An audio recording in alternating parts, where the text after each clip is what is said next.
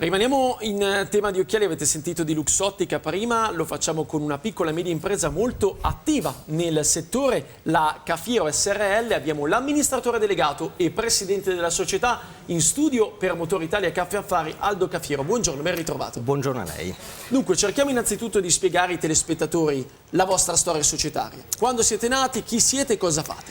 Allora, la nostra azienda è nata intorno alla metà degli anni '80 come una piccola azienda artigiana che produceva articoli di confezionamento, borse sportive e ha cominciato a muovere i primi passi nel settore della gioielleria, bigiotteria e quant'altro.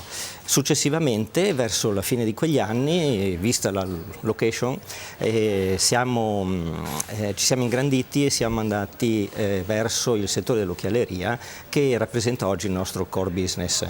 In quel mentre abbiamo immaginato e ho pensato, soprattutto quando ho preso in mano l'azienda, ho immaginato di creare dei prodotti nuovi, dei prodotti che fossero innovativi, ed è questa stata la nostra scelta vincente che ci ha portato nel tempo a creare diversi prodotti e procedere con dei brevetti anche di utilità, quindi di funzionamento, con dei prodotti effettivamente che hanno avuto un successo importante presso i grandi marchi. La scelta è stata quella di fare innovazione e quindi di portare l'azienda a entrare in contatto con i marchi più prestigiosi e importanti con i quali ancora oggi lavora.